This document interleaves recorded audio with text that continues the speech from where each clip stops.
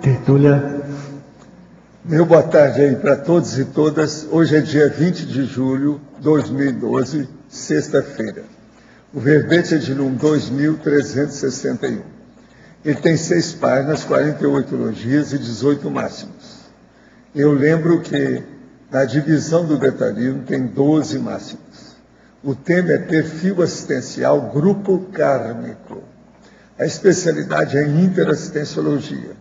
Quem fez o verbete aí é a profissional nossa, a doutora aqui, que está aqui, Adriana, que está aí parece com 2 assistentes, não é isso? Definição. O perfil assistencial grupo kármico é o conjunto de características, aptidões, competências, inclinações, possibilidades, qualidades e tendências intraconscienciais do assistente, essenciais à composição do padrão da assistência regular, realizada a determinado grupo, em decorrência da convergência, em certo momento evolutivo, do tipo das necessidades e carência dos assistidos e da demanda de acertos grupo kármicos. O holopensene dos assistidos, o holopensene do local da assistência, o holopensene do assistente enquanto fator atrator do tipo de assistência. O caráter assistencial grupo kármico, a qualidade da inclinação da interassistência, a análise das necessidades em comum dos assistidos regulares, a reverificação da especificidade assistencial pessoal através da observância da repetição do padrão de assistência realizado, o inventariograma das requisições bem-sucedidas, as incumbências consideradas naturais, as convocações inesperadas. Agora, nós temos aí ainda a pesquisa sobre a holobiografia pessoal através da análise do perfil do grupo de assistidos. A capacidade assistencial influenciando a característica da escagem lúcida. A observação assinalética, energética e parapsíquica pessoal. O padrão das consciências e consciências atendidas na TENEPS pessoal. As assistências anônimas realizadas através dos pedidos de TENEPS. Eu vi apenas alguma coisa da fatologia e da parafatologia. Na argumentologia, nós temos o tópico da caracterologia, com 3 categorias de assistente quanto ao comportamento assistencial. Na analiticologia, nós temos 12 variáveis a serem pesquisadas e analisadas pelo consciente intermissivista, a fim de clarear o perfil assistencial grupo kármico pessoal. E na remissiologia, nós temos dos 15 verbetes, destacamos 5. Acerto grupo kármico, amortização evolutiva, consciência grupo kármica, libertação do clã e princípio da restauração evolutiva. Frase enfática. A compreensão do perfil assistencial grupo kármico é o ponto de partida para a assistência lúcida e autodiscernida, prioritária à consciência intermissivista, mini peça do macromecanismo. Você já avaliou o nível da própria compreensão quanto à natureza dos assistidos? Qual a relação pessoal com o padrão das necessidades assistenciais dos próprios assistidos? A bibliografia tem 2 fontes bibliográficas. Agora, aqui a mega análise aí com o João Paulo, nós temos 20 itens. Característica, gabarito, talento, aptidão, orientação. Competência, tendência, interdependência, mini peça, desassédio. Agora tem companhias, afinidades, simpatia, demanda e perfilologia. Tenepsologia, grupo karmologia, interassistenciologia, conscienciometologia e autotemperamentologia. Agora, o verbete aí do dicionário hoje é conscienciogramologia. Agora, o problema aí é a pessoa pensar que a argumentação, nós falamos o seguinte: os personagens do século XXI são os mesmos da era vitoriana. Entretanto, agora envergando novas vestimentas da modernidade e da tecnologia desta era da aceleração da história humana. Isso aí já dá uma ideia do que é que nós estamos tratando. Agora aqui, os questionamentos. Professor, tem apresentado a sinalética da triscagem. Gostaria que o senhor comentasse sobre esse achado. Olha, a triscagem, ela pode ser impressionante em certas pessoas, mas quase sempre ela se manifesta dentro de algum transe. O que é engraçado é que eu acho que foi ontem, né? Ontem mesmo, que apareceu um casal, a primeira vez que vem aqui, o homem é que viu a nossa placa na rua e falou, o que é isso? Vamos lá para ver o que é isso. Nunca ouviu falar, não sabia nada disso. A hora que ele chegou com a senhora dele, eu olhei e tive uma porção de coisa a respeito da moça. Então, abri o jogo com ela. Aí eu falei, ô Pedro, examina bem, que ela está triscando. Agora, mostrei como é que era a triscagem do processo dela. E falei, ela nunca viu falar, não sabia o que era pitonisa, pitia, não sabia nada disso. Então, eu falei com ela para ver se aparece aqui com ele, uma hora, com calma, para a turma olhar, cobaia. A moça é um processo de sensitiva violenta. Agora, o próprio Pedro falou, não, a gente olha para ela, os olhos dela dá um troço, dá uma coisa. Pois é, isso é que é a triscagem. Agora, eu não sei se chegou a ver a moça, eu fui conversar com o casal, me abordou a hora que eu estava saindo. Agora, isso é que é a triscagem rara, é o dessa moça. Por isso que eu falei, seria bom você vir aqui para a turma estudar, você é uma cobaia ótima para a gente ajudar. Ninguém vai machucar você. Vem aí que vai ser muito importante. Alguém viu lá a hora que nós estávamos conversando? Não, vocês não viram. Foi na hora que nós saímos. O Pedro é que viu com calma. E ele viu, realmente, você tem razão, é diferença, mulher. Entende? Agora, o homem é aquele grandão, ele está sentado lá em cima, fortão. Eles são muito simpáticos. Ele chama Salvador. Pois é. Não, é ela que pediu para tirar foto comigo. Eu tirei com o casal, aquela moça. Pois é. Agora, olha o olho dela quando ela aparecer. Às vezes ela está triscando no normal. Aquela é médio mesmo. Agora, tudo indica que ela precisa trabalhar. Porque ela não está nem sabendo o que é isso. Eu perguntei para ela, falou que não tem nada assim direto, ela nunca trabalhou com nada. Então, aquilo é espontâneo. Então, é um processo instintual. Aí é bom trabalhar. Desde jovem, gosto muito de estudar e observo que, desde que iniciei os estudos da Conscienciologia, há quase um ano, já apresento um nível de conhecimento mais elevado que a média. Sempre tenho muita vontade de compartilhar os conhecimentos adquiridos em meus estudos com os demais colegas de curso e adoro participar em debates com os professores. Nunca atuei com educação, mas será que o estudo poderia estar relacionado a algum trafor relacionado a essa área? Está na cara, né? Quem sabe que você está aí comendo mosca. Eu tenho que fechar a boca e trabalhar com o negócio. Vamos conversar com a docência. Trabalhar em favor dos outros. Se você tem facilidade, ela aí é das tais que escreve aqui todo dia para a gente. Ela é do Rio, tem 36 anos. Ela escreve todo dia, ela não é boba, não. Realmente. Vamos dar aula. Você precisa de entrar, então, no instituto para dar aula, docência. A verbetógrafa. Na parafatologia, linhas 1 e 2, como utilizar a pesquisa sobre a holobiografia pessoal através da análise do perfil do grupo de assistidos? Poderia exemplificar? Poderia detalhar também o último item da parafatologia, o padrão do local de assistência, podendo ser mera representação intrafísica do local de assistência na intermissão.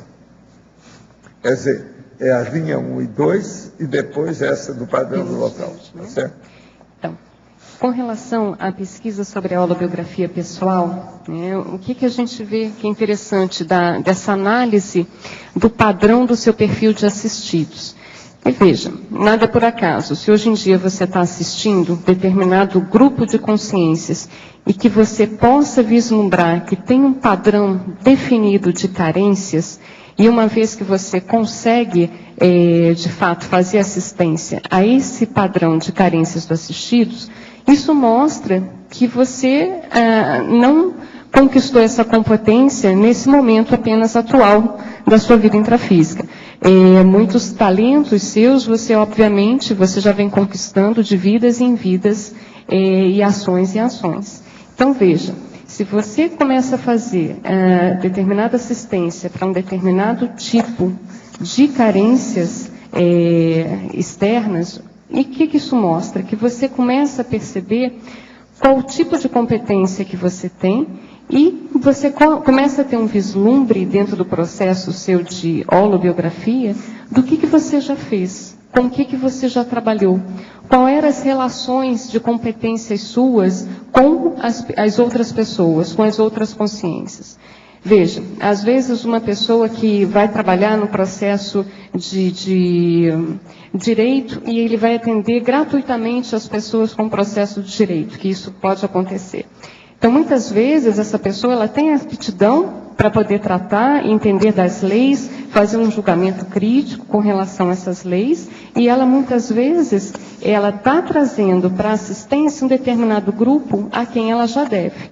Então, veja, que relação que ela tem hoje em dia, o processo dela do direito, com o passado dela. Provavelmente, essa não é a única vez que ela atua com direito.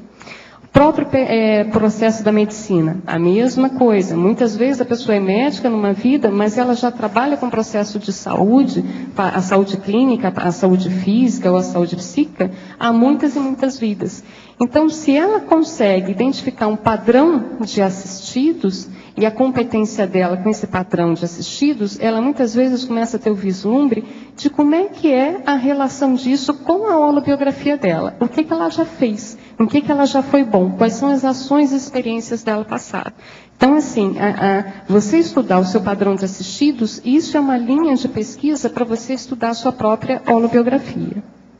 Com relação à penúltima e última linha, né, o padrão do local de assistência, podendo ser mera representação intrafísica do local de assistência na intermissão, a gente vê que, às vezes, muitas vezes o que a gente faz intrafisicamente, ou as pessoas que a gente assiste intrafisicamente, muitas vezes a gente pode pensar que essa assistência já estava sendo realizada extrafisicamente. Um ponto, né? Por exemplo, o médico que muitas vezes ajuda no processo aqui do parto, ele vai ser um ginecologista, um obstetra. Às vezes, extrafisicamente, ele atua o quê? No processo de ressoma, de ajuda de ressoma dessas consciências. Então, alguns pontos para a gente pensar, dentro da assistência que a gente faz, será que isso não pode ser uma mera representação do que a gente já fazia extrafisicamente? Então, esse seria um ponto para a gente investigar, um dos vários pontos que a gente pode pensar do tipo de assistência que a gente faz. Quando você está indeciso quanto a uma situação, como reatar um relacionamento e começa a surgir muita sincronicidade com a pessoa, isso é positivo? Os assédios podem forçar certas sincronicidades? Então, o detalhe em questão é ver qual é o tipo de sincronicidade que está acontecendo, né? Às vezes, uma relação afetiva, que a pessoa esteja na dúvida se deve ou não continuar nessa relação afetiva, ela pode ter algumas pistas e alguns sinais, às vezes um processo bem amparado também. Então, essa sinalização, essa sincronicidade, o que está acontecendo, ela tem que utilizar o discernimento para poder avaliar qual o conteúdo real dessa sincronicidade. Então, esse é um ponto para a gente avaliar. Se de fato são alguns sinais advindos de um amparo ou não. Então, a própria pessoa vai ter que avaliar cada caso, cada sinal, cada ocorrência, qual o significado daquela ocorrência. Ciclologia, página 8, primeira linha. Gostaria que comentasse o ciclo do curso Grupo Kármico, interprisão, autovitimização, recomposição, libertação, policarmalidade. Esse ciclo do curso Grupo Kármico, né, são 5 estágios que são apresentados para a pessoa que vai desde a interprisão Grupo Kármica até, de fato, a saída dela dessa interprisão, a libertação dela desse grupo, até ela chegar na policarmalidade. Então, cada etapa dessa do curso Grupo Kármico, ele tem determinadas características. Por exemplo, Na interprisão, é o processo que a consciência, ela começa a fazer as ações anticosmoéticas, ela entra num envolvimento interprisional com outras consciências e nem se dá conta do que ela está fazendo. Ela acha que ela está correta e ponto final. Nem para pensar no que ela está fazendo. Na questão da autovitimização, ela já começa, de fato, a ter um questionamento sobre as ações dela. E ela começa a ser vítima daquele próprio sistema anticosmoético que ela mesma ajudou a criar. Então, é quando, de fato, acontece o quê? O revertério. Ela passa do processo de promover a interprisão e ela passa a ser vítima desse próprio sistema que ela mesma ajudou a criar.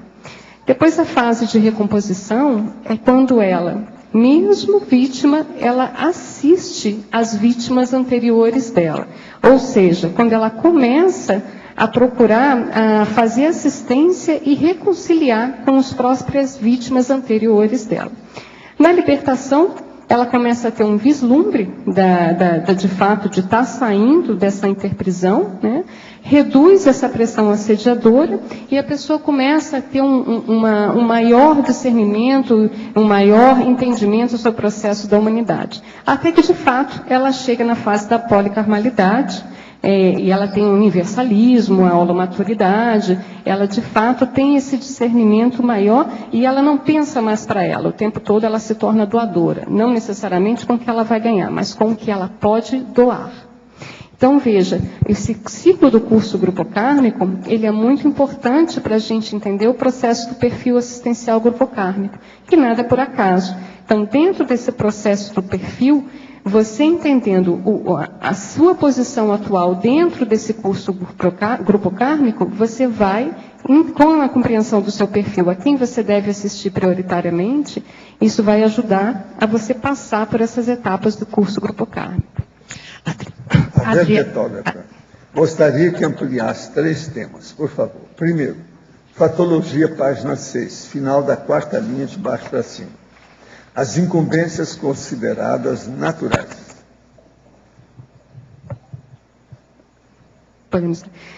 Os outros eu vou falar um por um, porque 3 aqui, diferente. As incumbências consideradas naturais. Então, veja, a pessoa assistente, né, então, muitas vezes, caem para ela determinadas tarefas assistenciais. E aquilo ali está tão em comum acordo com o próprio perfil dela de assistência, da própria a cognição, o que ela tem de talentos, que aquilo ali soa muito natural, tanto para ela quanto para as outras pessoas envolvidas na situação. Segundo, fatologia, página 7, 3ª linha de baixo para cima. A vida intrafísica enquanto oportunidade e acertos do passado. A vida intrafísica enquanto oportunidade de acertos do passado.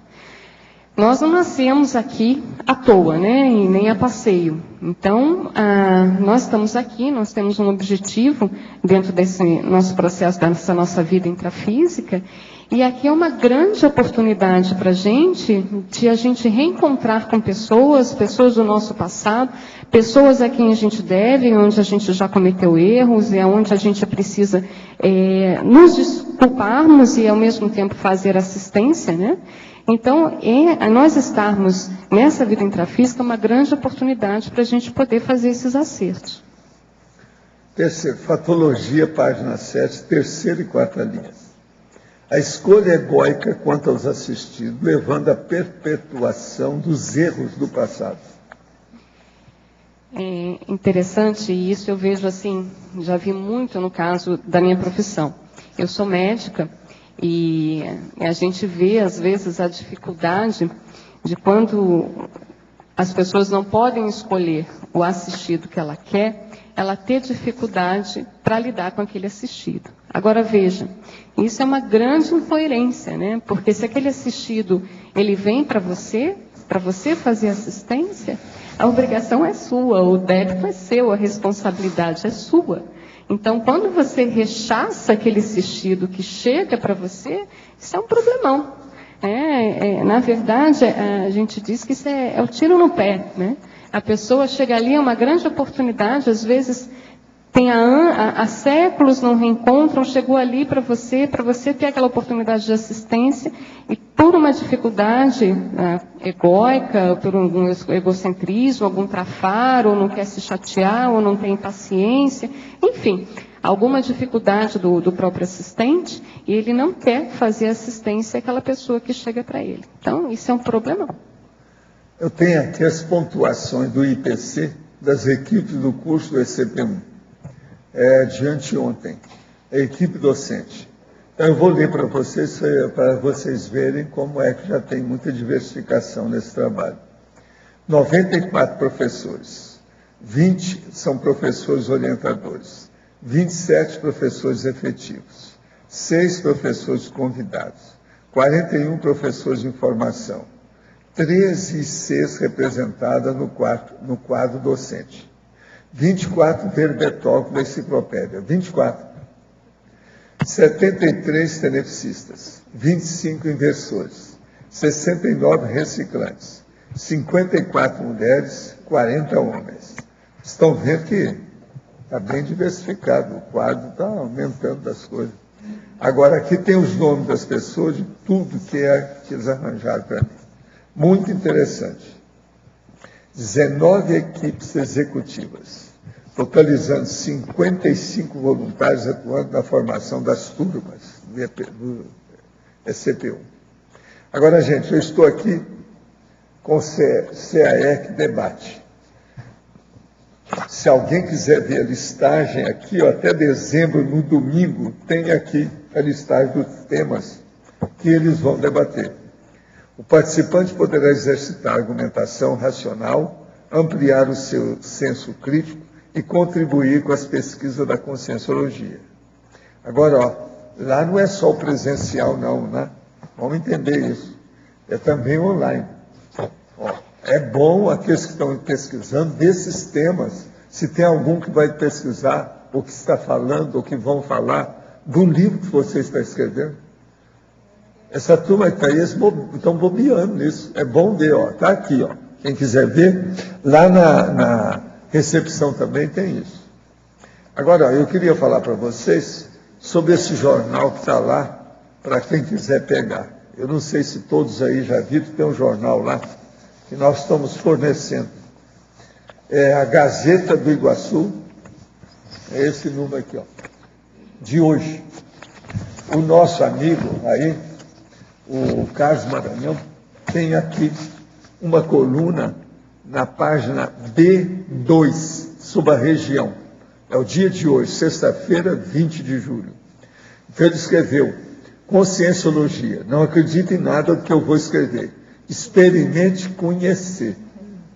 Então ele dá aqui uma série de dados. Eu quero agradecer muito ao Carlos Maranhão, tudo que quer que ele fez, com os dados todos que ele deu, falando do CAEC, o que vai acontecer depois, sobre os processos que eles pretendem levar ao troféu da imprensa, no espaço do Teatro Boulevard.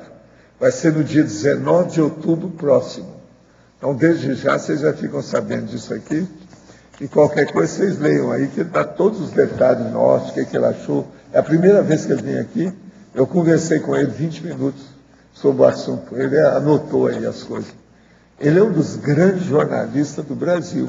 Ele é mais do Paraná. Inclusive, ele é cronista, mas ele tem jornal próprio, tudo isso. Vale a pena vocês verem aí o artigo. O jornal é esse que está lá em cima. Quem não pegou, é só pegar. É B2, a situação. Aí a pessoa vai ter uma ideia. Agora, Arlindo, eu entrego a professora para você. Na paradoxologia da 8, o paradoxo do assistente ao reivindicar a gratidão do assistido. Esse é um paradoxo que eu acho bem interessante, e ele tem até relação com essa linha que eu acabei de falar, né, da pessoa que rechaça o assistido pelo processo egóico dela, né? E é interessante, vai um pouco nessa linha, porque se aquela consciência aparece para você fazer uma assistência, né, independente do grau ali de proximidade dela nessa vida com você, mas ela apareceu ali para você fazer assistência. Então, muitas vezes, a pessoa ela faz assistência e ela fica esperando sempre a gratidão do assistido, né? Só que justamente ao contrário, se ela já está fazendo assistência para aquela pessoa, se ela já caiu ali para aquela outra pessoa fazer assistência, é óbvio que tem um débito.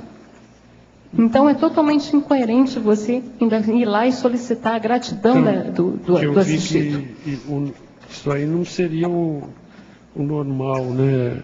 Eu vou dizer, é um procedimento, vamos dizer, fora do padrão, porque o ideal é não pedir gratidão. É por isso que eu... Ah, lindo, mas esse seria o cosmoeticamente correto? Tudo bem. Mas isso a gente vê muito. Muito a questão de a pessoa fazer alguma coisa pelo outro e ficar esperando em troca. Isso é muito comum. É, né? Comum, mas como eu estava pensando no nosso caso aqui de assistência, vamos dizer, uma assistência mais de nível, isso aqui não entraria, mas tudo bem. Existe isso. Existe muito. E olha, eu não tiraria o nosso processo, não. Eu acho que isso ainda acontece, sim. Acontece. De, às vezes você perceber que a pessoa fez assistência para o outro e de repente o outro naquele dia não cumprimentou como ele gostaria que tivesse cumprimentado, e a pessoa fala assim, puxa, mas eu ajudei tanto, eu falei tanto, perdi tanto tempo, fiquei 1 hora conversando com ele, ele nem olha para mim. Eu acho que acontece muito, sim. Tá, e na página 9, alguma coisa também, o número 1 da caracterologia assistente, queixumeiro. Também tem a ver, mais ou menos... Esse tem bastante relação com aquele da questão de você fazer ou não fazer pela escolha dos assistidos, né? O que acontece ali? O assistente queixumeiro, e isso também, assim, você vê muito acontecer, a pessoa, ela faz assistência, mas ela se queixa um monte da assistência que ela está fazendo. Então, eu vou dar um exemplo dentro da minha área profissional, né? Vai lá, você tem que drenar um abscesso de um paciente. Você vai drenar aquele abscesso, o cheiro não é agradável, mas não é mesmo. E vai drenar e aí a pessoa reclama do cheiro. Ai, não, vou ter que drenar aquele abscesso e tal. Isso acontece. Mas da mesma forma, estou dizendo, para intermissivista também pode acontecer. Lógico que pode, né? Mas... Pode. É igual ao primeiro caso. Não? Puxa vida, olha, vamos lá, você é da equipe para fazer aquele curso. Você vai ser da equipe de monitoria, você tem que chegar mais cedo, muitas vezes você tem que acordar mais cedo, a pessoa se queixa de ter que acordar cedo. Ou então se queixa de ter que dormir mais tarde, porque teve que arrumar todo o salão, etc. Ou então se queixa porque todo o trabalho ficou nas costas dela, ela achou que todo o trabalho ficou nas costas dela, ou ela pegou mais tarefa do que outros. Isso acontece. Correto. Obrigado.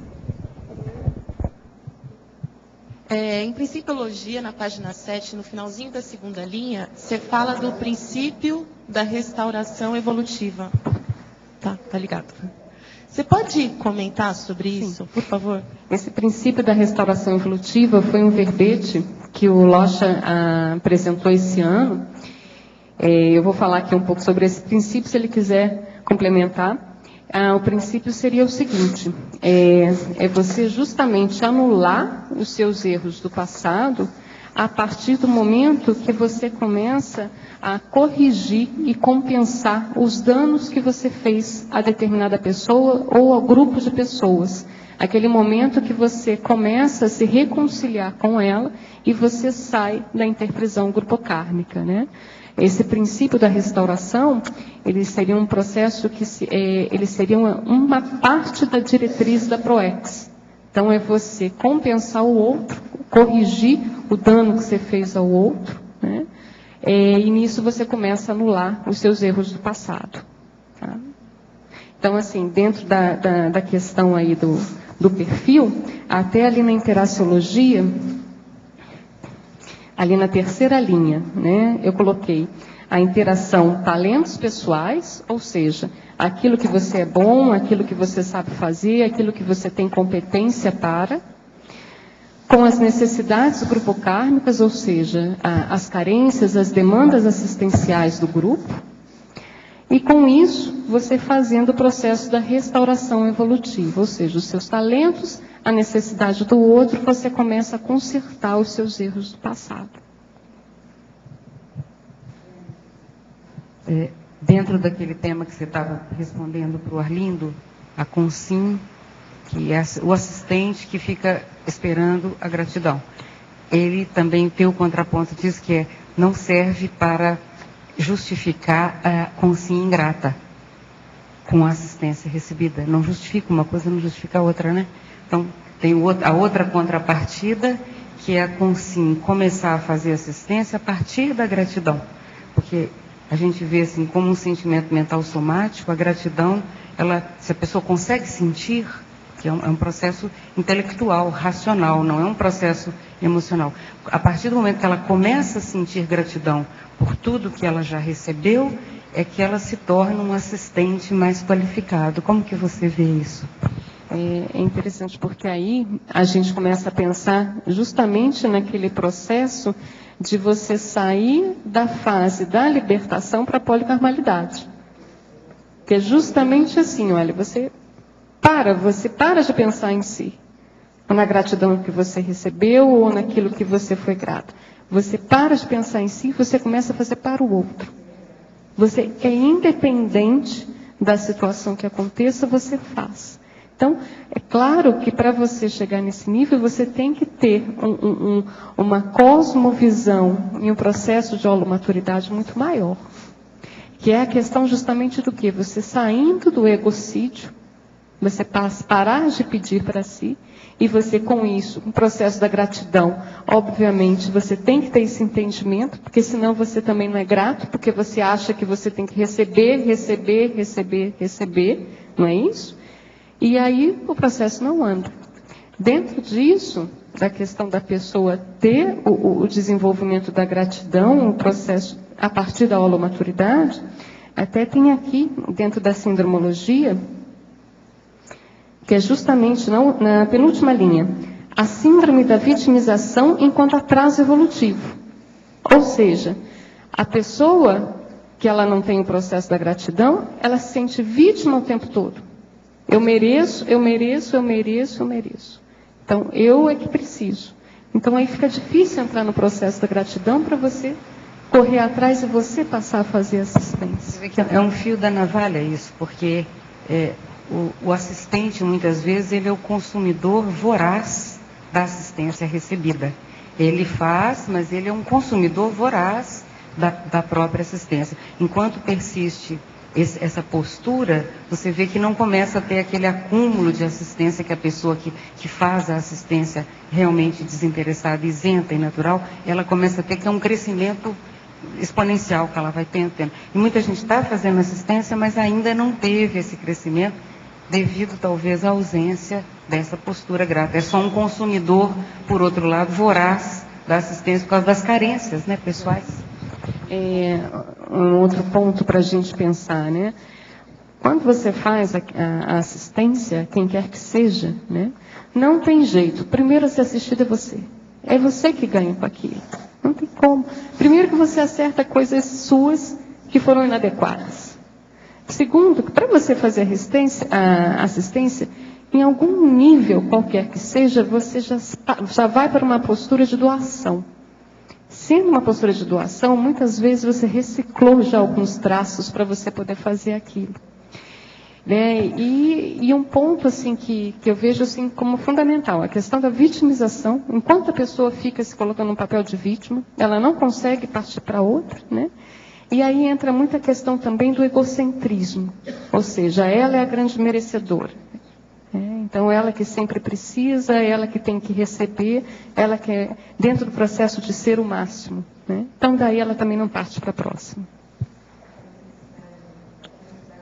Imensa, né, a complexidade, porque muitas vezes a pessoa está fazendo assistência para se compatibilizar com a doença do outro, para poder se queixar da própria. E não para fazer nada por ninguém.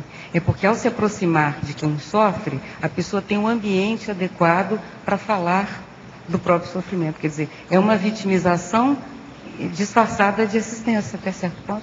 É curioso isso. Agora, Marla, por outro lado, também, às vezes é bom a pessoa ficar nesse ambiente que uma hora cai a ficha e que ela vê que a doença dela, às vezes, é muito menor do que as pessoas que estão ali numa condição para ser assistida, né?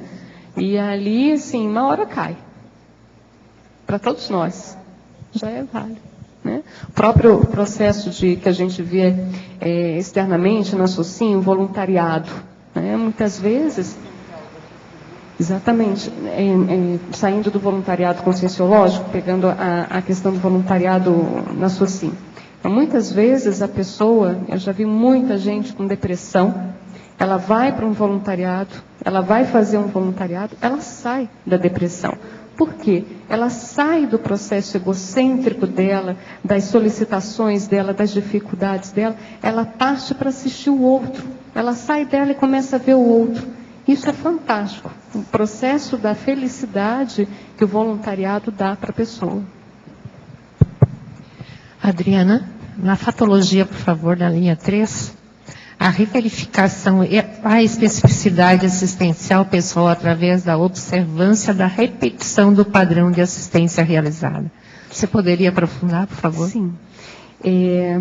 Então, a gente começa ali na segunda linha, a análise das necessidades em comum dos assistidos regulares. Esse é o primeiro ponto a ser feito, né? A pessoa começa a fazer assistência, aí ela começa a analisar que tem um padrão regular do tipo de assistência que ela faz. Então, ela faz, ela começa a analisar. Não, olha só, sempre quando eu vou fazer uma assistência, é aquele padrão de necessidade ali que eu ajudo. Ela começa a anotar isso, e como é que ela começa a avaliar? Será que eu tenho uma especificidade assistencial? Será que eu tenho uma especialidade assistencial? Será que eu sou boa naquele tipo de assistência? Aí ela começa a fazer o quê? A reverificar. Ela sai da análise, ela percebe um padrão, aí ela vê, então será que de fato eu tenho uma especialidade nessa área? Aí ela começa a estar atenta e reverificar, a partir da ideia dela dessa especialidade. Bom? Adriana, aqui no ar? Deixa só a Zira terminar. Você já falou aqui do ciclo da interprisão, autovitimização, recomposição, libertação e policarnalidade. Uhum. Esses são o teste da sua consciência grupo kármica, né? O que eu gostaria que você falasse é o seguinte: a pessoa, ela está estanque em uma dessas condições, ou ela pode estar numa, ajudando na outra, tendo extrapolações de outra? Como é que você verifica isso? Eu penso que sim, né? Até teve o debate no Círculo Mental Somático, no sábado passado. Eu não estava presente, né? Não tá. Mas, assim, eu vejo o seguinte, isso tudo vai depender de cada caso, de cada um naquele momento. Mas veja, a pessoa em determinado nível, por exemplo, ela está na recomposição, ela pode começar a ter determinados extrapolacionismos da outra fase. Da outra fase, tá. Né? Uhum. E também resquícios da fase anterior. Até nos 700 experimentos, se não me engano, o professor Valdo, ele comenta sobre isso, né? Da pessoa estar numa fase e ter resquícios das fases anteriores. Né? Isso vai depender de cada caso, né? Esse teste que você falou, né, dos 700 experimentos. É os 700 experimentos, sim. Tenho até aqui que eu tinha anotado aqui para quem tiver interesse, é no capítulo 562, teste da sua consciência grupo kármica, dos 700 experimentos. Tá joia, obrigada, tá? Adriana, eu não sei se você chegou a ler esse verbete do dicionário, porque tem bastante relação com o tema que você está apresentando. Vim, e depois eu queria, depois que você falar, eu queria também ouvir a opinião do professor Valdo, porque ele coloca uma frase aqui que eu gostaria de tirar dúvida depois. Então, eu vi, né, li, e achei bem interessante. Eu até cheguei a comentar com o Loche, né? E aqui na parte de complementação, na página 31, na elencologia, que o professor Valdo coloca ali. A elencologia ou a perfilologia de nosso círculo de relações sociais muda pouco de uma existência humana para outra. em função justamente da lei da inseparabilidade grupocármica, né? E ali ele coloca ninguém perto de ninguém, e a evolução do indivíduo somente ocorre no âmago da evolução do grupo karma, ou seja, você fazendo assistência, você evoluindo, o grupo karma evoluindo junto, você evoluindo junto ao grupo karma, né? E é interessante ali, olha, o processo do papel importante das famílias genéticas, profissionais, conscienciais e extrafísicas. Até quando eu vi essa parte, né, me chamou muita atenção dali na argumentação do verbete perfil assistencial grupo kármico, na argumentologia, que tem ali a analiticologia, para você poder avaliar, e ali entra muito essas 4 características, né, do processo da profissão, a família, né, a parte consciencial, extrafísica.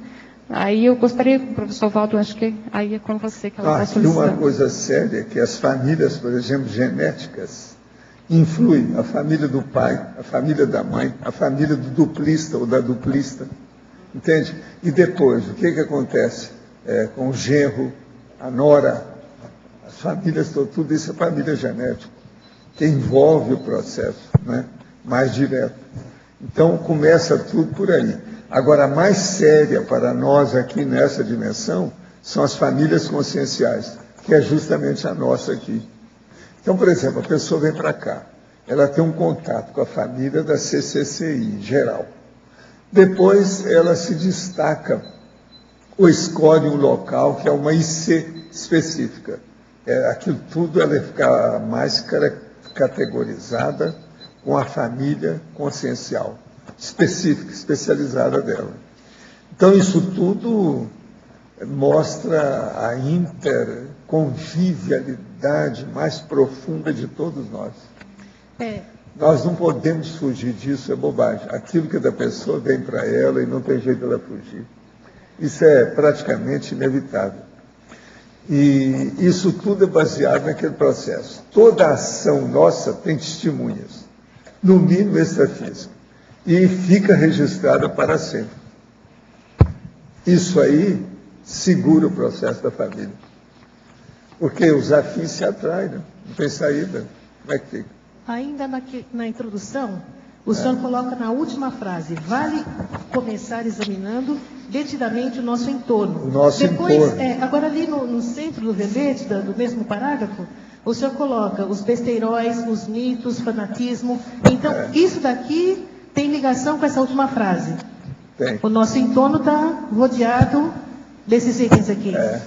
Agora, é para a pessoa começar a pensar o consciência ou gramologia. Quer dizer, no caso aqui, é o processo, vamos dizer, estabelecido do seu entorno, da sua equipe mais direta, da sua turma. Porque nós estamos no grupo Karma, mas em qual nível? Qual é a turma? Isso tudo é importante ver. Mesmo aqui dentro, com tanta gente que nós já temos, 700 pessoas, a pessoa tem que ver. Eu sou de que linha?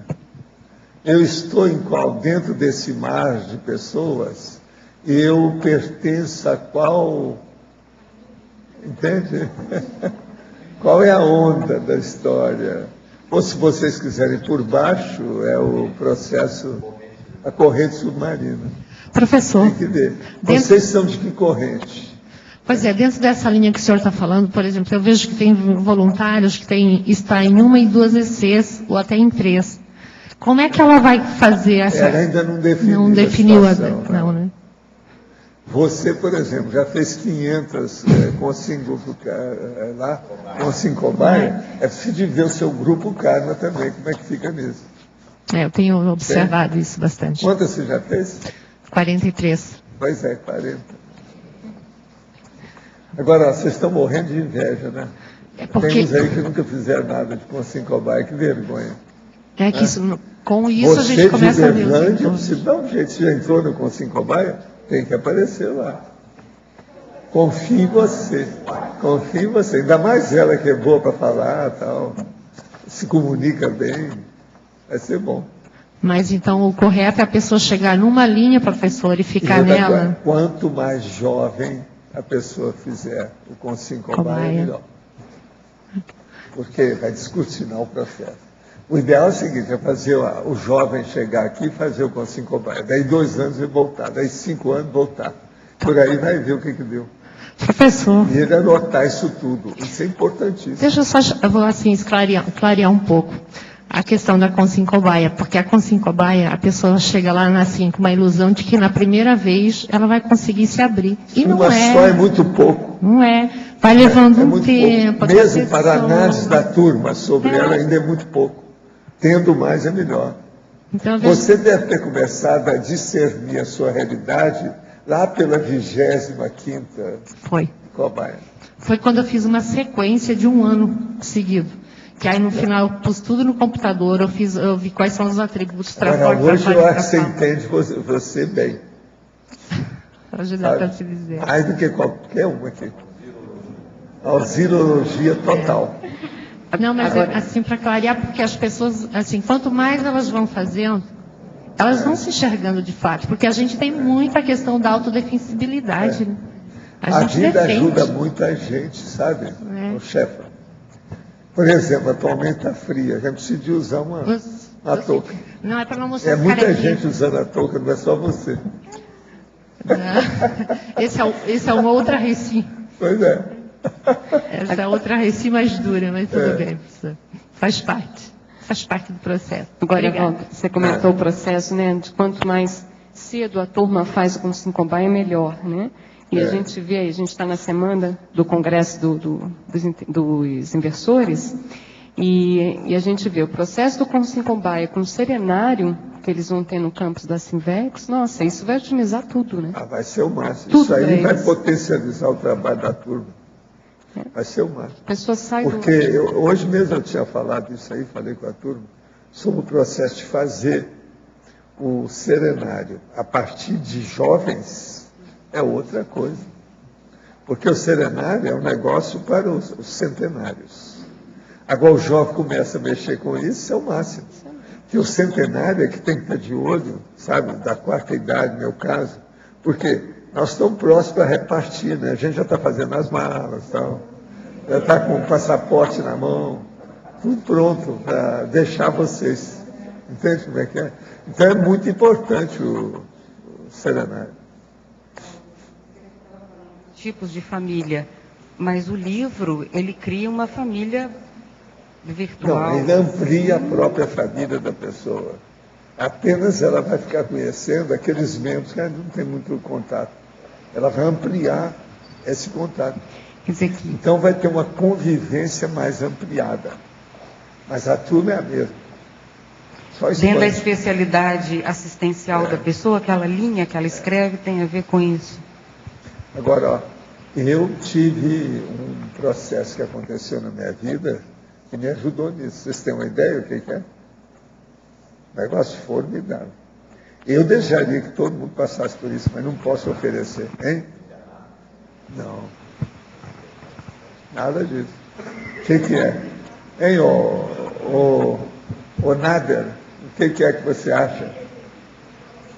Ela está fora lá da história. Ela não sabe. As viagens, não, eu estou falando que eu tive uma experiência fora de série para examinar o processo do entorno, das famílias, etc. Tal. O que foi? Não, sim, nada disso. Você tem uma ideia, Adriano? Vocês são muito fracos, viu? E dá uma pena. Gente, foi o pandeiro.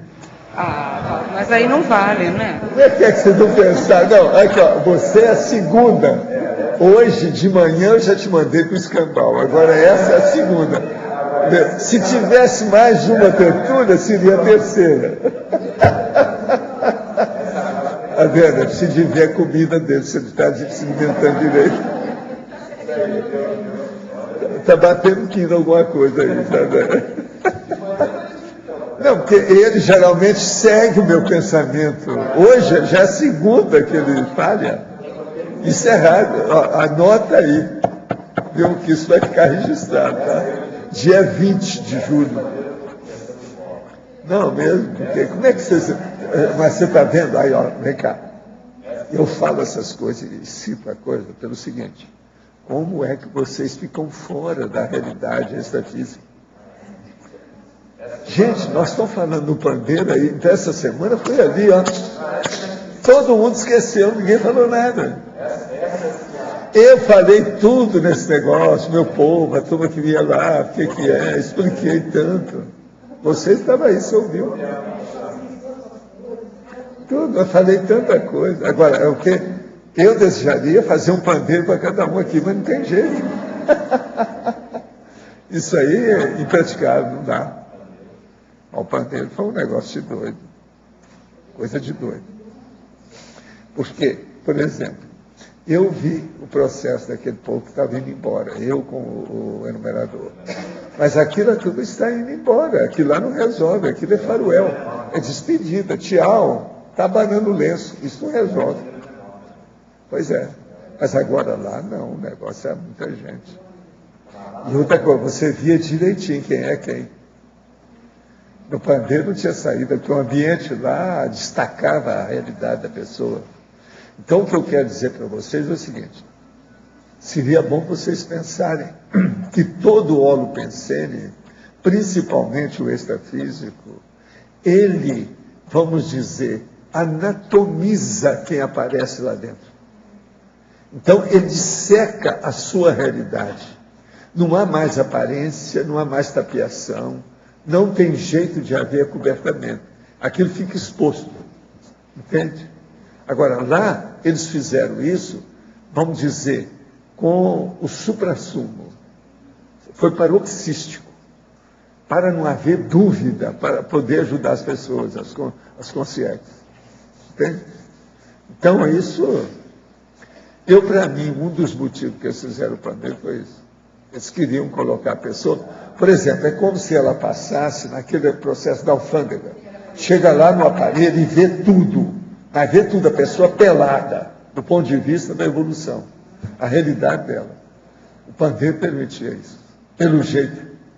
E outra coisa, a expressão da ideia da pessoa confirmava tudo. E a pessoa ia vendo como é que era. Entende?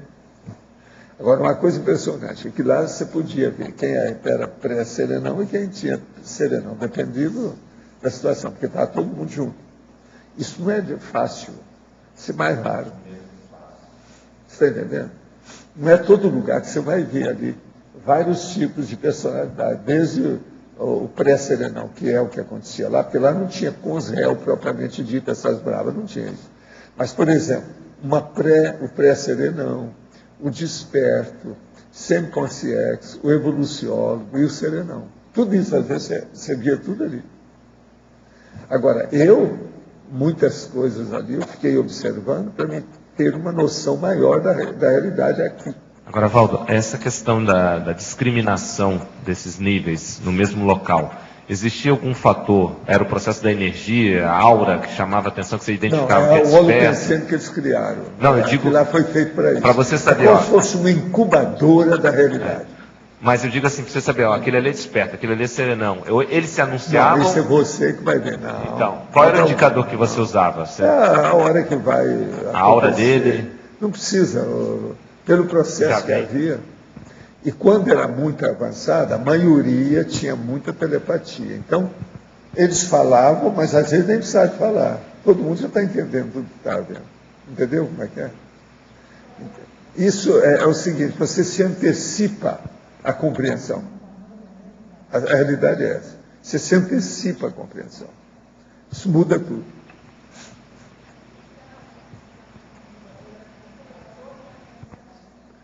A incubadora da realidade. Quer dizer, você vai ver as entranhas dos fatos. Não tem jeito de se perturbar na análise, classificação, entendimento, compreensão daquilo que está ocorrendo. Agora, a coisa mais importante é que ali era um consciência.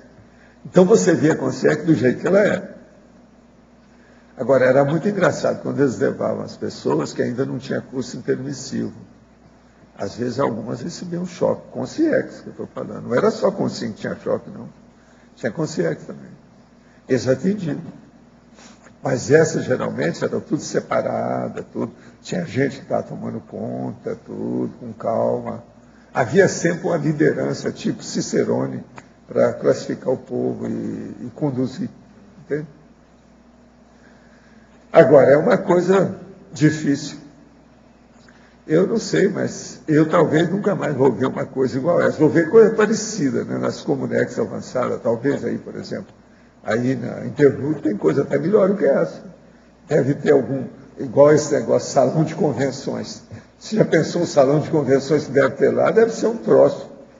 Pode ser que seja até mais aperfeiçoado do que isso.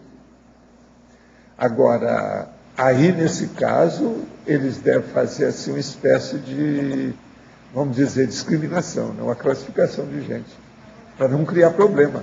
Porque o problema todo é quando você pega uma pessoa do menor e coloca ela no maior.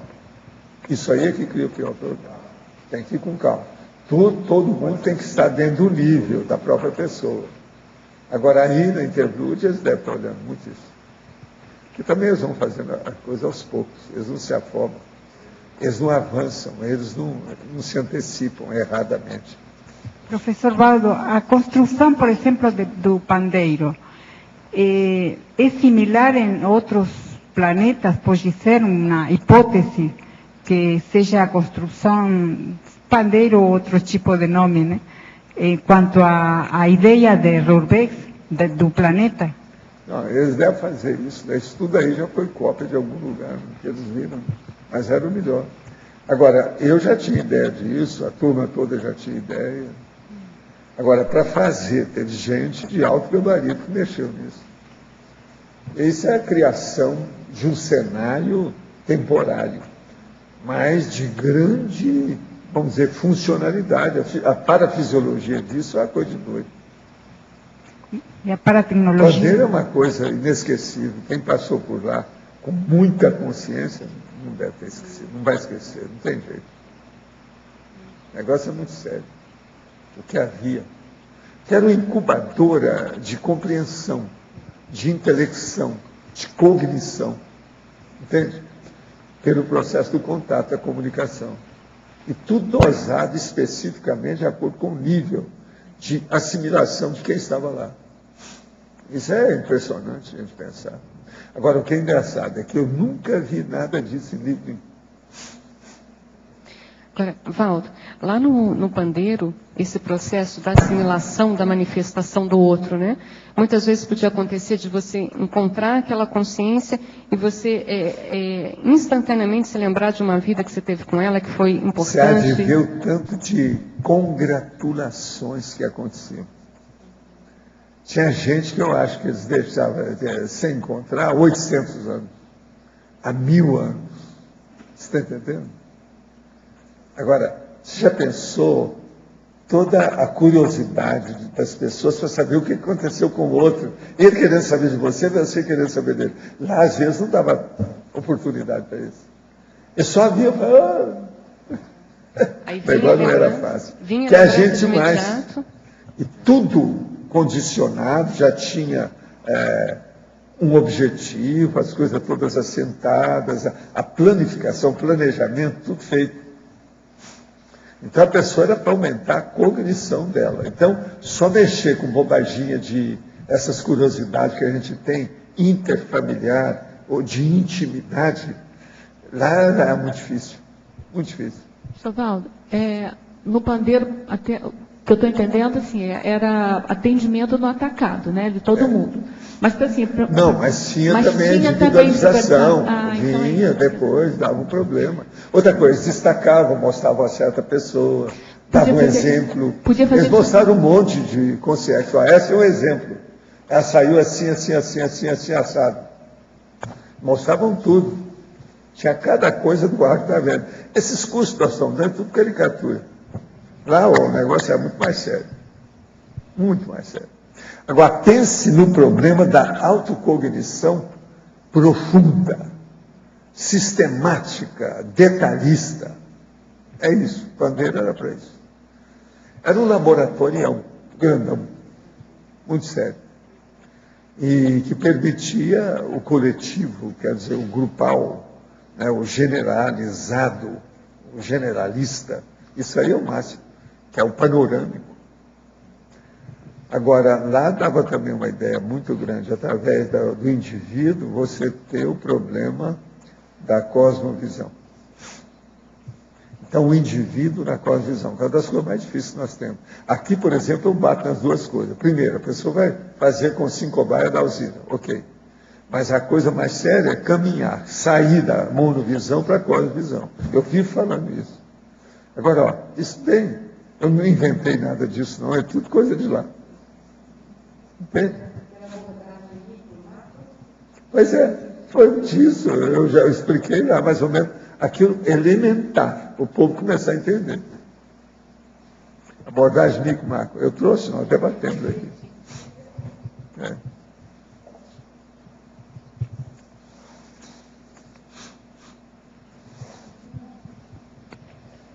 Dentro dessas reflexões, dos seus estudos, e dando continuidade ao que vocês estavam discutindo aí, eu queria fazer uma pergunta a você.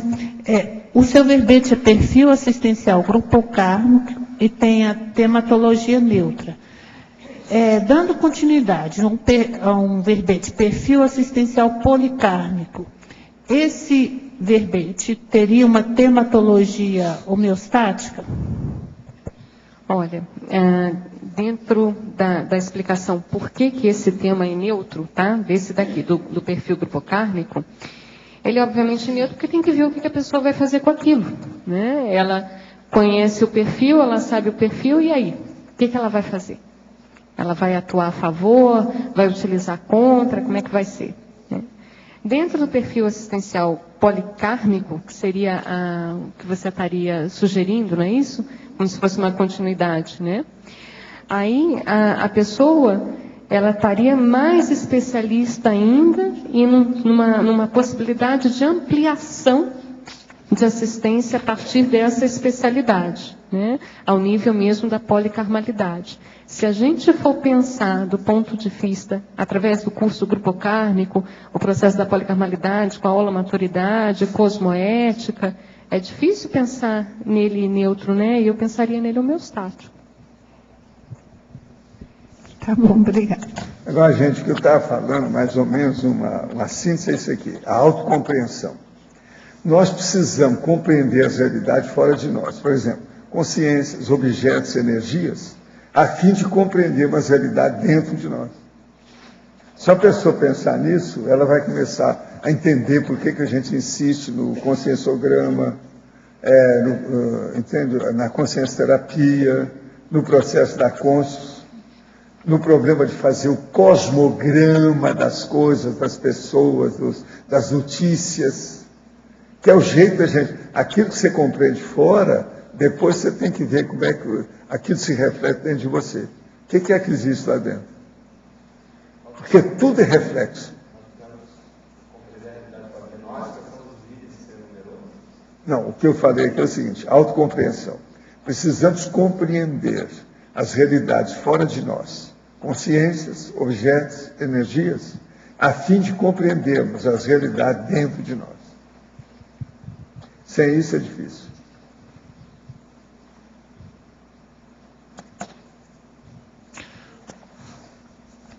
Adriana, aqui na página 8, em trinomiologia, você pode, por favor, comentar esses dois trinômios aqui, o trinômio dinheiro, sexo, poder, e o trinômio prestígio, status, posição?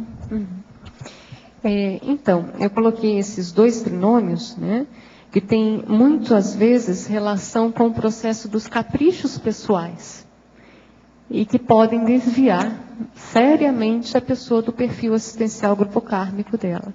Né? Então, são alguns pontos, né? O dinheiro, o sexo, o poder, que é uma das questões sérias para a gente estar pensando do ponto de vista terapêutico nosso e profilático nosso. O processo do prestígio, status, posição. A gente continuando aí, né, tipo nessa mesma linha, você tem ali mais abaixo o trinômio orgulho, vaidade e soberba, que são algumas características que a gente tem que pensar, até cuidado para não desviar do que você de fato tem que fazer. Né? Achei aqui um negócio que eu queria mostrar, que é o seguinte, aumentando aqui o que eu falei para você, existem as pessoas que se possuem, e tem outras que se possuem, e tem outras que não possuem a si mesmas. Agora, ó, eu sabia que tinha, eu já arranjei aqui, É o Goethe que falou isso. Ele falou o seguinte: não possuímos o que não compreendemos. Isso é a síntese do processo todo. Então, por exemplo, tudo isso aqui nós temos que compreender fora para compreender a gente, porque se você não compreende, você tem que possuir esse processo. Não adianta, você não vai compreender nada. Entende? É muito importante isso. Por exemplo, um cara está aí, vivendo a vida. Ele não dirige. Ele não sabe nada de um carro. Ele arranja um carro, ele começa a compreender o carro que ele comprou. Ele domina o processo. Antes disso, não há domínio. Então, não possuímos o que não compreendemos. Isso é antigo do homem lá. Veja, esse é o Goethe, é o tal.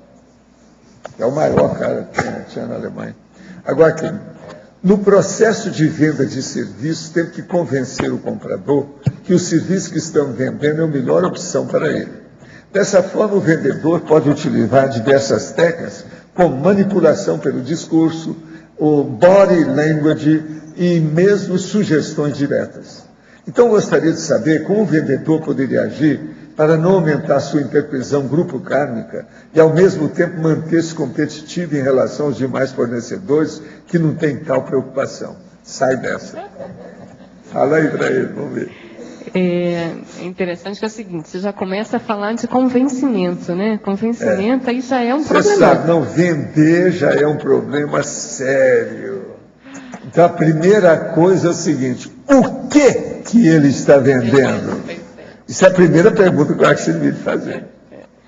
O que? Como? O quê? Por quê? Como é que está? Você está vendendo revólver? Arma? Cachaça? Cigarro? O que é? Esse é o primeiro. Ele está preocupado com modus operandi. Eu estou preocupado primeiro com o objetivo. Eu acho que eu sou mais inteligente aí, no caso. Estou agindo com mais inteligência. Né? Agora, depois da pergunta do que ele vende, o processo de... A maneira que ele está vendendo, o processo de convencimento, o processo da manipulação, ele quiser ampliar, vale a pena ele dar uma olhada no... Existe uma segunda ainda que eu não falei, que é o seguinte: você usa o produto que você vende? Essa é terrível. Você sabe, eu mexi com muita gente vendedora, né? Eu vi cada coisa. Não usava o que vendia. É terrível. Entende? Agora, o pior não é isso, não. O pior é o industrial que não usa o produto da indústria dele. Você compraria o produto que você compraria? Pois é, não. Você compraria. Então é aquele negócio do Groucho Marx. Eu não entro nesse clube porque eles me admitem. Walter, saiu uma reportagem dos produtores de TV que proibiam os filhos de assistirem os programas que eles produziam. Ah, sim. Não, mas aí aqui no Brasil. Eles falam que é por causa da censura. Aqui no Brasil. Eles falam que é por causa da censura. Falou isso, eu me lembrei de uma situação. A gente médico recebe muito representante que quer vender o produto lógico, farmacológico, demais, né? É a turma da loucura da indústria. Coitado, teve um representante, coitado, mas ele teve um ato falho, que ele foi me tentar passar uma informação de determinado produto, aí ele falou assim, não, mas você sabe, né, doutora, tal tipo não, né? Que era justamente a medicação que ele queria me passar, ele mesmo fazendo crítica do remédio, né? Então, complicado. Sobre essa afirmação do Goethe aí que você comentou, que você não possui o que não compreende, mas tem um contraponto disso, que é quando a gente não compreende, quer possuir, porque não compreende. Mas o dia que compreende, burro, então, mas você vê. Esse é o mais burro. Mas olha que coisa mais, eu acho isso, Valdo, importante por causa da questão da psicologia. Então, por que a pessoa é possessiva? Ela não compreende a outra pessoa, então ela tenta ter. Mas essa história é de macho, viu, chefa? Não, é de macho. É aquele homem que fala assim, não, eu estou interessado nela. É devido à personalidade. Você esqueceu dessa. Essa eu já vi uma porção. Fala assim, vem cá, companheiro, vírgula, ou ponto e vírgula nessa história. Ou 2 pontos. Vamos conversar isso aí com calma. Não, mas eu quero entender essa moça. Sei. Estou entendendo. Professor, por favor, poderia explicar, além da inseparabilidade grupo kármica citada em Encologia no tópico complementação, a inseparabilidade do grupo kármico é o seguinte: você não perde a consciência se você ainda está devendo a ela. Isso é inevitável. Agora, se você acertou as coisas, ou ela chegou num nível que ficou pior do que tudo, aí você fica livre dela. Então, o processo, quando tem uma recomposição, a pessoa melhora. Agora, por exemplo, tem muita gente que vocês conheceram, que já foram embora da Terra, que vocês não vão ter contato tão cedo, porque foi para outro planeta. Aí é uma separabilidade, mas é o toque. É a hora que chegou num ponto que não tem jeito. Mas a inseparabilidade, grupo kármica básica, essa não tem jeito de mudar. Mas ali, todo mundo que foi é porque não tinha jeito. Ele bateu de frente com todo mundo na Terra. Você já viu aquela pessoa que chegava, por exemplo, lá no Instituto, e que batia de frente com todo mundo? Eu falei assim, não vai ficar porque não tem espaço. Ele já queimou o próprio corpo. Ele acabou. O incêndio em si mesmo. Você está entendendo? Ele pôs fogo em si próprio. Então esse não tem jeito. Pois é, autocombustão. Mas agora, quem quer que se passa? Na questão desses que vão para outro planeta, é o que fizeram a autocombustão com referência ao planeta inteiro. Então tem que ir para outro lugar. Vocês estão entendendo o que eu estou dizendo? Então, esse aqui é o processo da interprisão grupo kármica, mas dentro da inseparabilidade. Agora, a inseparabilidade, você fica com o povo, enquanto da sua parte você ainda precisa de contribuir.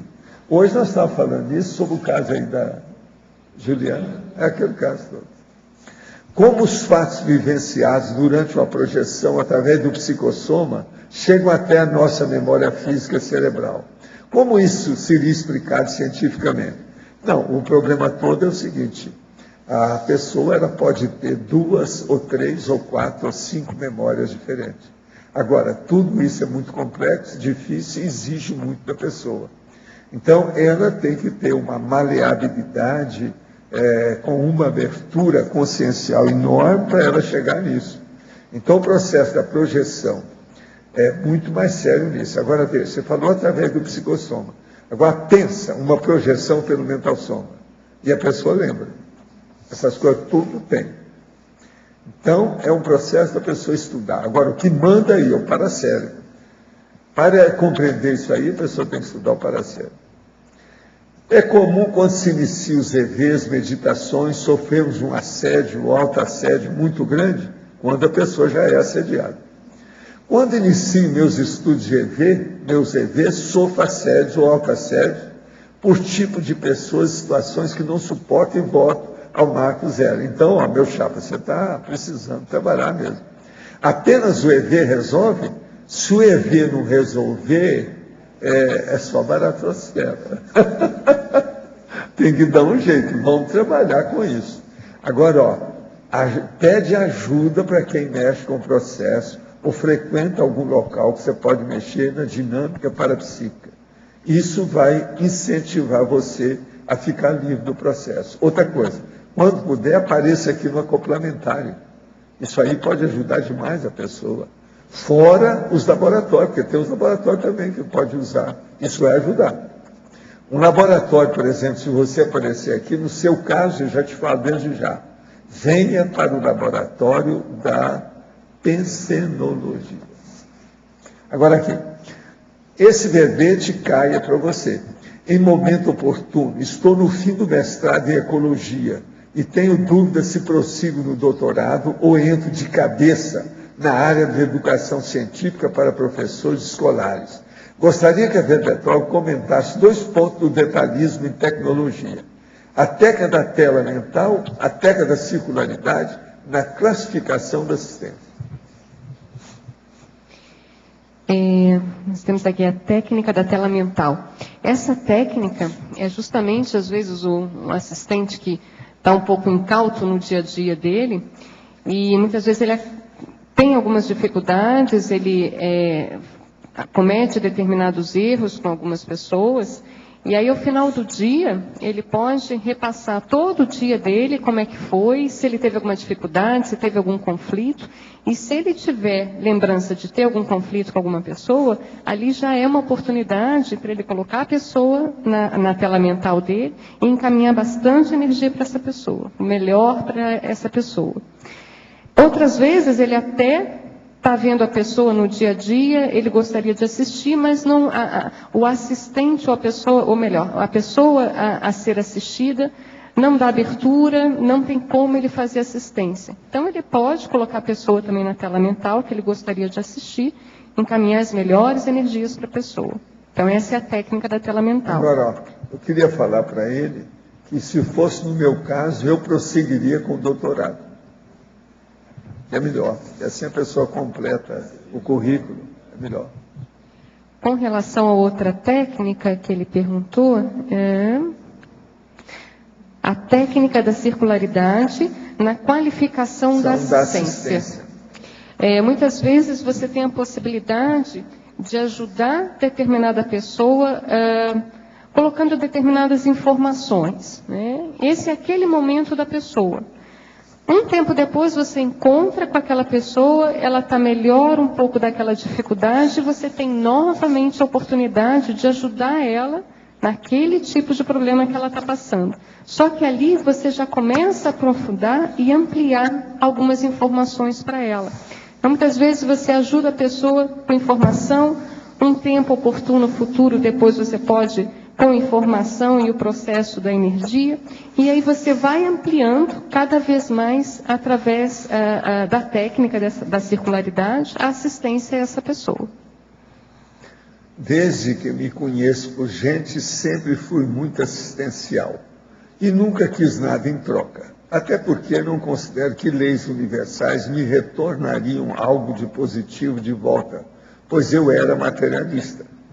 Apenas depois de passar por alguns fenômenos e com a conscienciologia, pude constatar que tal retorno de nossas ações é um fato.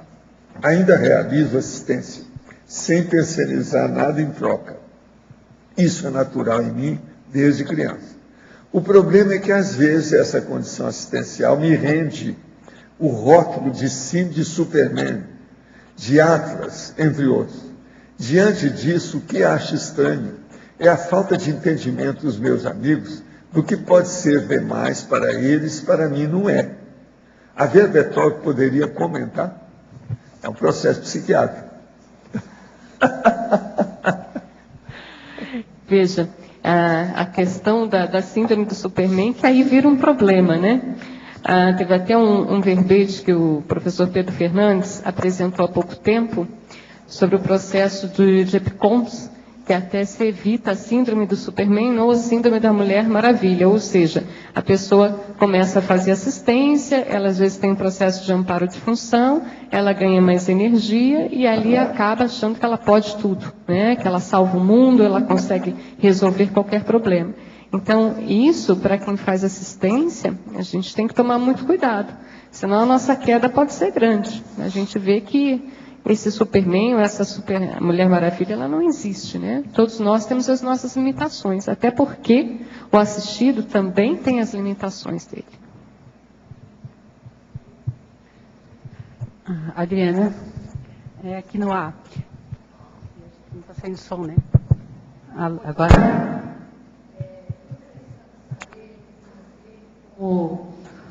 Consciência, né? Dentro da conscienciologia.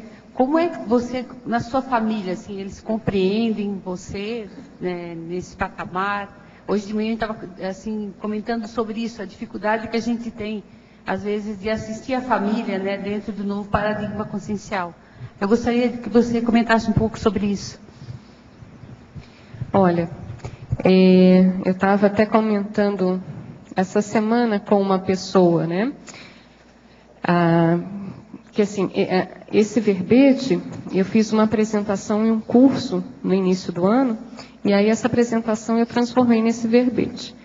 E uma das questões era para eu justamente falar do que eu percebia do meu perfil assistencial grupo kármico, ou seja, aquelas consciências que eu precisava assistir. Estou te contando isso só para chegar no processo da família. E assim, o que eu percebi? Eu tinha um determinado padrão de pessoas que eu fazia assistência. Esse padrão, ele ficava dentro da área da medicina, ele ficava dentro da minha especialidade da medicina, e com o processo da conscienciologia, isso ampliou no ponto de vista da TENEPS, do ponto de vista da consciencioterapia, de várias maneiras que eu faço ações assistenciais. E eu trabalho, às vezes, com determinados grupos, que são grupos que têm psicopatologias.